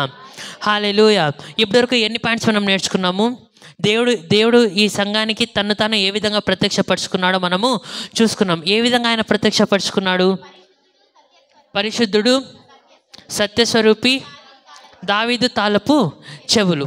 తర్వాత ఈ సంఘానికి దేవుడు ఏమని చెప్తున్నాడు? ఈ సంఘాన్ని ఏ విషయంలో ప్రశంసిస్తున్నాడు? క్రియలను ఎరుగుదును. తర్వాత నీకున్న శక్తి కొంచెమే. తర్వాత నీవు వాక్యాన్ని గైకొన్నావు, నీవు నన్ను ఎరిగి ఉన్నావు. తర్వాత నీవు నన్ను ఎరుగననలేదు. తర్వాత ఈ సంఘంలో ఉంటున్న వారికి ఏమొచ్చిందంట, సాతాను యొక్క సమాజపు వారి చేత వీరికి ఏమొచ్చిందంటే కష్టము వచ్చింది. తర్వాత పర్సిక్యూషన్ అంటే ఏమంటారు? పర్సిక్యూషన్ అంటే శ్రమలు. ఈ సంఘము దేని గుండా వెళ్ళిందంట? శ్రమల గుండా, శోధనల గుండా వెళ్ళింది. అదేవిధంగా ఈ స్ఫుర్ణ సంఘము, తర్వాత ఈ యొక్క ఫిలదెల్ఫియా సంఘం, ఈ రెండు సంఘాలు కూడా శోధనల గుండా, శ్రమల గుండా వెళ్ళినాయి. హల్లెలూయా. ఒకసారి స్ఫుర్ణ సంఘం గురించి మనం చూసుకున్నట్లయితే, ఇదిగో యూదులు కాకయే తాము యూదులు కాక సాతాను సమాజపు వారి వలన నీకు కలిగిన దూషణ నేను ఎరుగుదును, నీవు పొందబోవు శ్రమలకు భయపడకుమని ఎక్కడుంటుందంటే ప్రకటన గ్రంథము 2వ అధ్యాయము 9వ వచనంలో ఉంటుంది. తర్వాత ఇక్కడ కూడా చూసినట్లయితే సాతాను ఇక్కడ 3వ అధ్యాయము 9వ వచనంలో కూడా ఏముంటుందంట, యూదులు కాకయే తాము యూదులమని అబద్ధమాడు సాతాను సమాజపు వారి చేత వీరికి కూడా ఏమొచ్చిందంట, శ్రమలు వచ్చినాయి. హల్లెలూయా. మన జీవితంలో శ్రమలు మనల్ని ఏం చేస్తాయంట, పరిపూర్ణతలోనికి నడిపిస్తాయి. హల్లెలూయా. అదేవిధంగా ఈ రెండు సంఘాలు కూడా శ్రమలు గుండా వెళ్ళినాయి. కాబట్టి ఈ రెండు సంఘాల్లో ఎటువంటి లోపాలను కూడా దేవుడు చూపించట్లేదు. హల్లెలూయా. హల్లెలూయా. అందుకే ఒకటి ఉంటుంది కదా, ఒక పాట ఉంటుంది కదా, యేసన్న గారు పాడింది, శోధింపబడిన మీదట నేను సువర్ణమై మారెదను,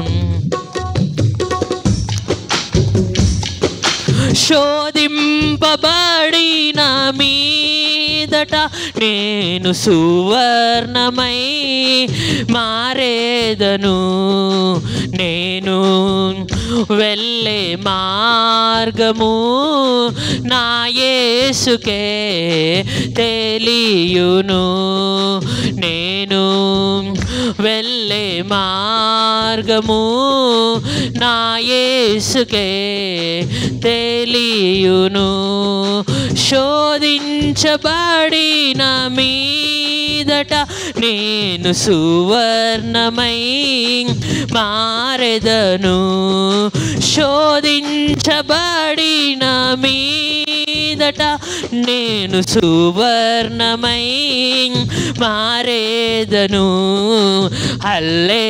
రెండు చేతులు పైకెత్తి హల్లెలూయా, హల్లెలూయా, ఆమేన్, హల్లెలూయా, హల్లెలూయా, హల్లెలూయా, ఆమేన్. జలములలో బడి నేను వెళ్ళినా అవి నా మీద వాలవు, జలములలో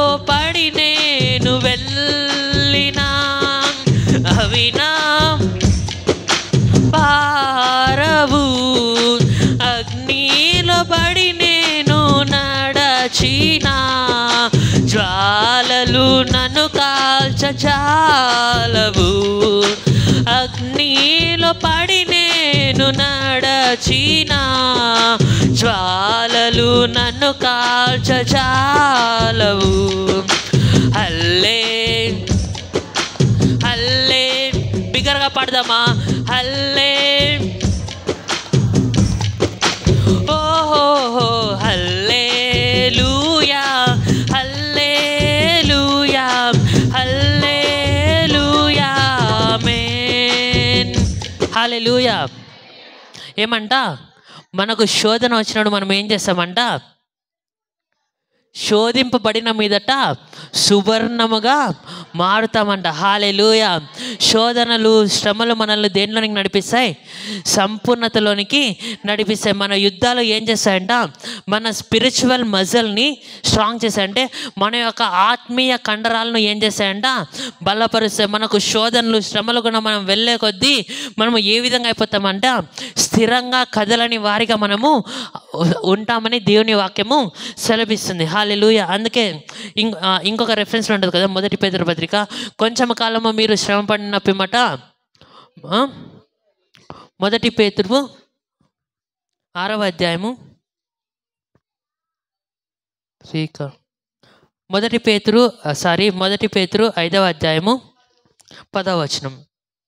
తన నిత్య మహిమకు క్రీస్తునందు మిమ్మును పిలిచిన సర్వకృపానిధి మైక్లో చదవండి. జేసన్ పెట్టి తన నిత్య మహిమకు మా జేసన్ వాక్యం పెడతాడు. తన 1 పేతురు 5వ అధ్యాయం 10వ వచనం. తన నిత్య మహిమకు 1 పేతురు 5వ అధ్యాయం 10వ వచనం. తన నిత్య మహిమకు క్రీస్తునందు మిమ్మును పిలిచిన సర్వకృపానిధి యగు దేవుని కొంచెము కాలము మీరు శ్రమ పడిన పిమ్మట తానే మిమ్మును పూర్ణులుగా చేసి స్థిరపరిచి బలపరచును. హల్లెలూయా. శ్రమలు వచ్చినప్పుడు మనం బాధపడాలా, సంతోషపడాలా? హల్లెలూయా. ఈరోజేమో ఇన్ని పాటలు వస్తున్నాయి. శ్రమలే నా అతిశయం, శ్రమలోనే ఆనందం, శ్రమలోనే ఉల్లాసం. అదే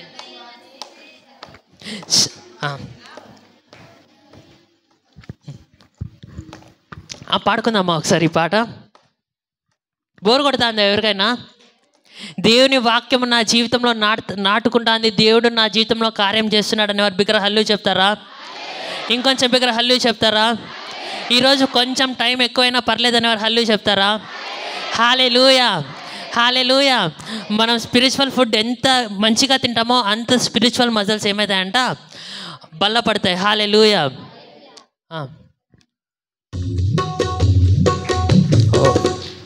ఇది వేరే బీట్ యాక్చువల్లీ.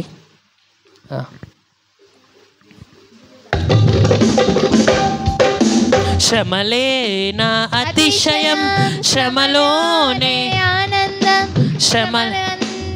ఉల్లాసం, విశ్వాసమే శ్రమలోనే ఆనందం, శ్రమలయందే ఉత్సాహం, విశ్వాసమే నా బలం. విత్తనం విరగకపోతే ఫలించునా? కష్టాలే లేకపోతే కిరీటమే చెప్దామా? విత్తనం విరగకపోతే ఫలించునా? కష్టాలే లేకపోతే. హల్లెలూయా. విత్తనం వల్లనే ఏమవుతుందంట? పెద్ద చెట్టు వస్తుంది. హల్లెలూయా. మన విశ్వాస జీవితంలో మన విత్తనము ఏమవ్వాలంట? విరగాల. విత్తనం విరిగినప్పుడు ఏమవుతుందంట? మొక్క మొలుస్తుంది. మొక్క మొలిచిన తర్వాత మనము ఆత్మీయ ఆహారాన్ని ఎప్పుడైతే తీసుకుంటూ ఉంటామో అప్పుడు ఏమవుతుందంట? మొక్క ఒక చెట్టుగా అవుతుంది. అది చెట్టుగా అవ్వడం మాత్రమే కాదు, కానీ అనేకులకు నీడనిస్తుంది, అనేకులకు ఆహారాన్ని కూడా ఔషధంగా మారుతుంది, అనేకులకు ఆహారాన్ని ఇస్తుంది, అనేకులకు షెల్టర్గా కూడా ఉంటుంది. హల్లెలూయా. మన క్రైస్తవ జీవితము విత్తనములాగే ఉండకూడదు. మన క్రైస్తవ జీవితము శ్రమల గుండా వెళ్ళాలా.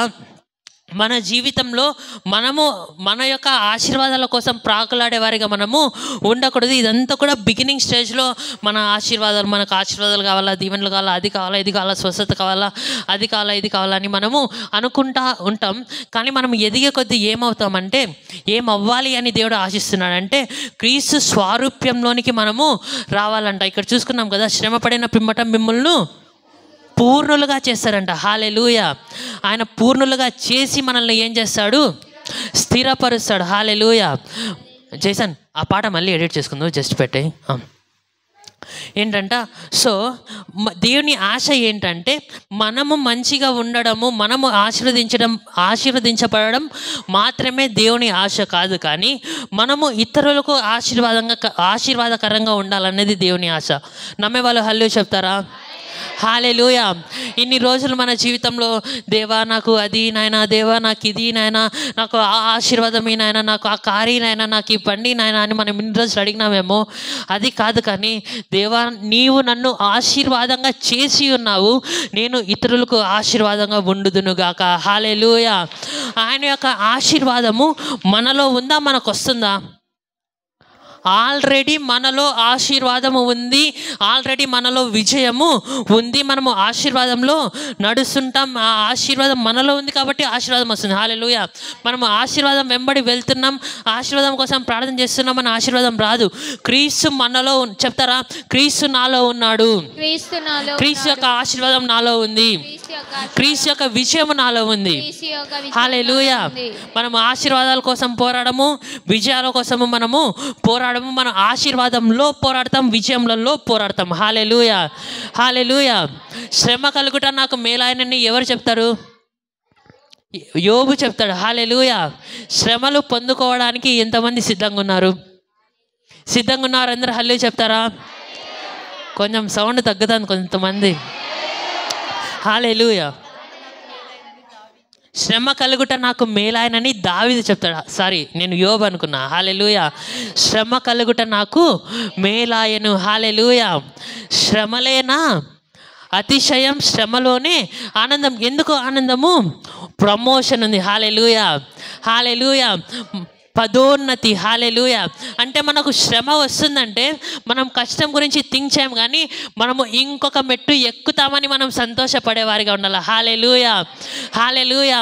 మనము నిరీక్షణ కలిగిన వారము, మనం విశ్వాసము కలిగిన వారము. కష్టాలు, మనం ఎంత గొప్ప కష్టాల్లోనికి వెళ్తామో అంత గొప్ప కిరీటం వస్తుందంట. హల్లెలూయా. హల్లెలూయా.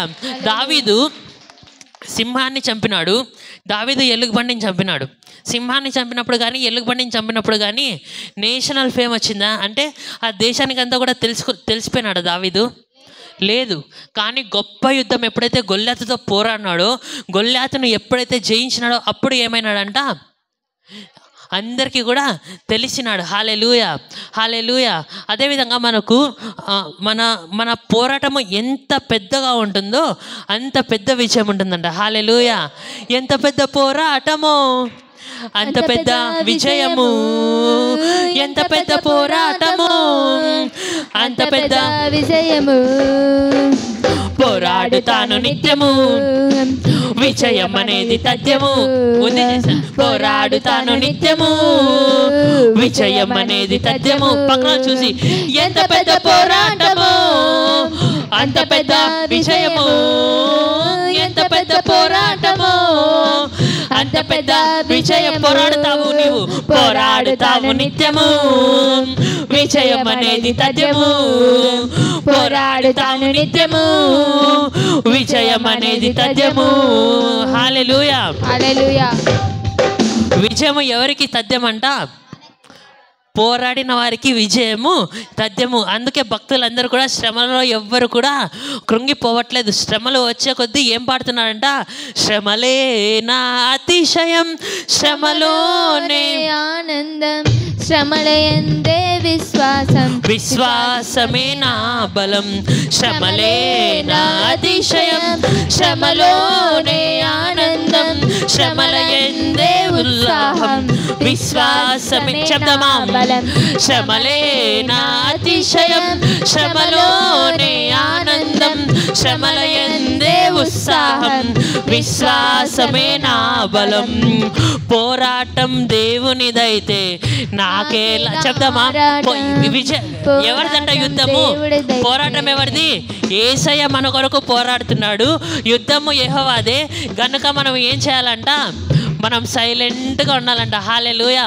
మనము దీని గురించి కూడా తలకాయ చెడగొట్టుకునే అవసరం లేదు. ఎందుకంటే మన పక్షాన యుద్ధము చేస్తున్నవాడు దేవుడు. మనకు శ్రమలు వచ్చినా శోధనలు వచ్చినా మన పక్షాన యుద్ధం చేస్తున్నది దేవుడు, మనల్ని విడిపించేది దేవుడు. కాబట్టి మనం ఏం చేయాలంట? ప్రశాంతంగా రిలాక్స్ కావాలంట. హల్లెలూయా. ఎందుకంటే దేవుడు నీ కొరకు ఏం చేస్తున్నాడు? యుద్ధము చేస్తున్నాడు. హల్లెలూయా. పాడదామా? పోరాటం దేవునిదైతే నాకేలా ఆరాటం, విశ్వసించి నిలిచుంటేనే ఇస్తాడు విజయ కిరీటం. పోరాటం దేవుడిదైతే నాకేలా ఆరాటం, విశ్వసించి నిలిచుంటేనే ఇస్తాడు విజయ కిరీటం. గొల్యాతును పుట్టించినది దావీదును హెచ్చించుటకే. గొల్యాతును పుట్టించినది దావీదును హెచ్చించినది. కిరీటం కావాలంటే గొల్యాతులు రావద్దా? కిరీటం కావాలంటే గొల్యాతు. అందరూ కలిసి శ్రమలే నా అతిశయం, శ్రమలోనే ఆనందం, శ్రమల యందే ఉత్సాహం, విశ్వాసమే నా బలం. శ్రమలే నా అతిశయం, శ్రమలోనే ఆనందం, శ్రమల యందే ఉత్సాహం, విశ్వాసమే నా బలం. హల్లెలూయా. పోరాటం వచ్చినప్పుడు మనం ఏం చేయాలంట? రిలాక్స్ అవ్వాలంట. హల్లెలూయా. పోరాటం దేవునిది, మనకెందుకు ఆరాటం? మనం ఏం చేయాలా? విశ్వసించి నిలుచుంటే నీ ముందు ఎవరు పోరాడతారంట? యేసయ్య. హల్లెలూయా. హల్లెలూయా. పోరాటం అంటే మనమేమో పోరాడినట్లు ఫీల్ అయ్యే వాళ్ళందరూ కూడా పట పడిపోతారు. కానీ మన పోరాటాన్ని దేవుడు పోరాడతాడని ఎప్పుడైతే మనము రిలాక్స్డ్గా ఉంటామో అప్పుడు ఏమవుతుందంట? దేవుడు పోరాడతాడు, దేవుడు మనకు విజయాన్ని ఇస్తాడు. హల్లెలూయా. హల్లెలూయా. ఎందుకంటే దేవుని వాక్యం ఏం సెలవిస్తుంది? మనము విజయాన్ని పొందుకున్నామా? పొందుకున్నాము. హల్లెలూయా. క్రికెట్ మ్యాచ్ ఎంతమందికి తెలుసు? 2011లో వరల్డ్ కప్ జరిగింది. వరల్డ్ కప్ జరిగినప్పుడు ఫస్ట్ ఓవర్లోనే సెహ్వాగ్ అవుట్ అయిపోతాడు. తర్వాత సచిన్ కూడా ఒక 14 కొట్టేసి అవుట్ అయిపోతాడు. విరాట్ కోహ్లీ కూడా మరీ అంతగా ఆడాడు. పట ఫస్ట్ 10 ఓవర్స్లోనే వికెట్స్ అన్నీ కూడా పడిపోయినప్పుడు క్రికెట్ ఎంతూజియాస్ట్స్ అందరూ కూడా ఎట్లుంటారంటే అయ్యయ్యో నెక్స్ట్ ఏమవుతుందో అని టెన్షన్ పడతా ఉంటారు. హల్లెలూయా. కానీ అప్పుడు 2011లో జరిగిన వరల్డ్ కప్లో ఎవరు గెలిచినారు? ఇండియా గెలిచింది. ధోని ఏం చేశాడు? హెలికాప్టర్ షాట్ కొట్టేసి లాస్ట్కి ఇండియాకి విజయాన్ని ఇస్తాడు. హల్లెలూయా. కాబట్టి 2011లో జరిగిండే వరల్డ్ కప్ మ్యాచ్ ఇప్పుడు చూస్తున్నప్పుడు నేను టెన్షన్ పడతానా? అప్పుడైతే నేను 11 ఇయర్స్ పిల్లోని. అప్పుడు ఆల్నైట్ ప్రేయర్ జరుగుతూ ఉన్నింది అనమాట. ఆల్నైట్ ప్రేయర్ జరుగుతున్నా నాతో పాటు భావన్ అని ఒక అన్న ఉండేవాడు, మేరీ ఆంటీ వాళ్ళ కొడుకు అనమాట. సో మేము ఏం చేసేవాళ్ళం తెలుసా? నీట్గా నీళ్ళు తాగే కన్నట్లు ఇంట్లోకి పోయి మ్యాచ్ ఎంత, స్కోర్ ఎంత అని మేము చూసేవాళ్ళం. తర్వాత వికెట్లు పడిపోయేసరికి అయ్యో ఇండియా ఓడిపోతుందేమో, సెమీఫైనల్ వరకు వచ్చింది, తర్వాత ఫైనల్కి కూడా వచ్చిందని మేము ఆ రోజు ఫుల్ టెన్షన్ పడుతున్నాం. అదే మ్యాచ్ ఈరోజు టీవీలో వేసుకొని మేము చూస్తే మేము ఏం చేస్తాము? ధోని హెలికాప్టర్ షాట్ కొట్టినాడు, 6 కొట్టినాడు, గెలిచేసినాడు. కాబట్టి మనం టెన్షన్ పడాల్సిన అవసరం లేదు. హల్లెలూయా. అదేవిధంగా యేసు క్రీస్తు కల్వరి శిలలో సాతాను యొక్క తలను చితగద్రోకి నీకు నాకు విజయాన్ని ఇచ్చినాడు గనక విజయము ఆల్రెడీ మనది అయి ఉంటున్నది గనక మనము దేనిని గురించి కూడా మనం చింత చేయాల్సిన అవసరం లేదు, దిగులు పొందాల్సిన అవసరం లేదు. విజయము ఆల్రెడీ మనది, ఆశీర్వాదాలన్నీ కూడా మనవే. హల్లెలూయా. హల్లెలూయా. హల్లెలూయా. ఎక్కడి వరకు వెళ్ళినాం?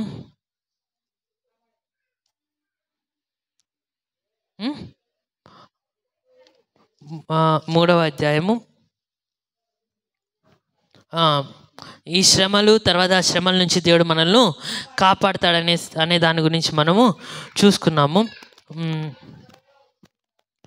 తర్వాత దేవుడు ఏం మాట్లాడుతున్నాడో మనం చూసుకుందాం. 11వ వచనం, ప్రకటన గ్రంథము 3వ అధ్యాయము 11వ వచనం. అతడు కీడు నుండి నేను త్వరగా వచ్చుచున్నాను. ఎవడును నీ కిరీటము అపహరింపకుండునట్లు నీకు కలిగిన దానిని గట్టిగా పట్టుకొనుము. తర్వాత జయించు వానిని నా దేవుని ఆలయములో ఒక స్తంభముగా చేసేదను. అందులో ఉండి వాడిక మీదట ఎన్నటికిని వెలు పలికి పోడు. మరియు నా దేవుని పేరును పరలోకంలో నా దేవుని యొద్ద నుండి దిగి వచ్చుచున్న నూతనమైన యెరూషలేమును నా దేవుని పట్టణపు పేరును నా క్రొత్త పేరును దాని మీద రాసెదను. హల్లెలూయా. ఇక్కడ దేవుడు ఏమంటున్నాడంట, నీ కిరీటము అపహరింపకుండానట్లు కలిగిన దానిని జాగ్రత్తగా పట్టుకొనుము. హల్లెలూయా. కిరీటం ఎవరికి వస్తుంది? క్రౌన్ ఎవరికి వస్తుందంట? జయించిన వారికి కిరీటము వస్తుంది. ఒకసారి 2వ తిమోతి 4వ అధ్యాయం 7-8 ఏముందో ఒకసారి చూసుకుందామా? 2వ తిమోతి 4వ అధ్యాయము 7-8. మంచి పోరాటమును పోరాడి తిని నా పరుగు కడముట్టించి తిని విశ్వాసము కాపాడుకొంటిని. ఇక మీదట నా కొరకు నీతి కిరీటము ఉంచబడి ఉన్నది. ఆ దినమందు నీతిగల న్యాయాధిపతి అయిన ప్రభువు అది నాకు మాత్రమే కాకుండా తన ప్రత్యక్షతను ఆపేక్షించు వారికి అందరికీ అనుగ్రహించును. హల్లెలూయా. ఇక్కడ దేవుడు ఏం చేస్తున్నాడంట? కిరీటాన్ని ఇచ్చినాడు. తర్వాత ఇంకోటి ఏం చెప్తున్నాడు? అపహరింపకుండా గట్టిగా పట్టుకొనమని దేవుడు హెచ్చరిస్తున్నాడు. హల్లెలూయా. గట్టిగా పట్టుకోవడం అంటే ఏంటో తెలుసా అండి?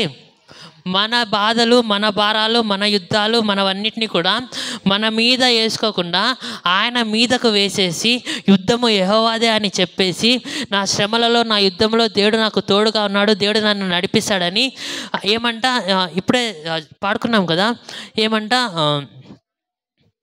మనం ఏం చేయాలంట? ఆయన యందు మనం ఏం చేయాలా? విశ్వాసంలో నిల్చుంటే చాలంట. హల్లెలూయా. మనం ఏం చేయాలా?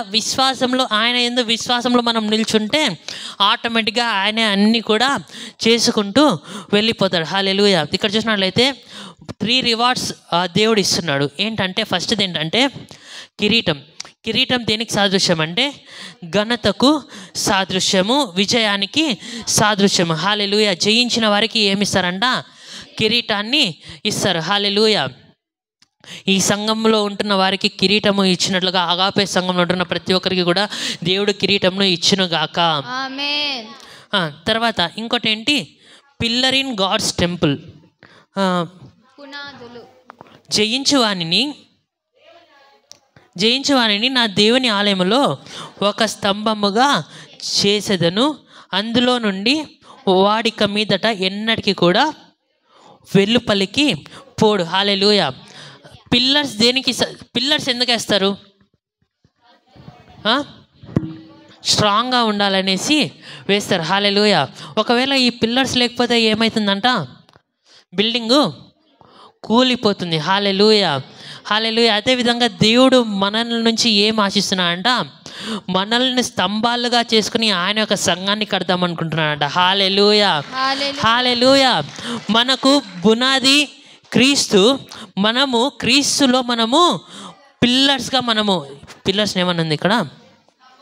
స్తంభాలుగా ఉండాలని దేవుడు ఆశపడుతున్నాడు. హల్లెలూయా. క్రీస్తు మనకు పునాది. క్రీస్తు మనకు పునాది అయినందున పునాది కదిలే ఛాన్సే లేదు. మనము క్రీస్తు పైన ఉన్నాము గనక మనము కూడా స్థిరంగా ఉంటామని చెప్తున్నాడు. హల్లెలూయా. వెలుపలికి పోవద్దు అని చెప్పట్లేదు, కానీ వెలుపలికి పోడంట. హల్లెలూయా. ఇక్కడ చూసినట్లయితే అందులో నుండి వాడు ఇక మీదట ఎన్నటికీ వెలుపలికి పోడు. హల్లెలూయా. మనము దేవుని సన్నిధిలో ఒక మూలాధారాలుగా, ఒక స్తంభాలుగా మనం ఉన్నాం. దేవుని సన్నిధిలో నుంచి మనం ఎక్కడికి పోమంట?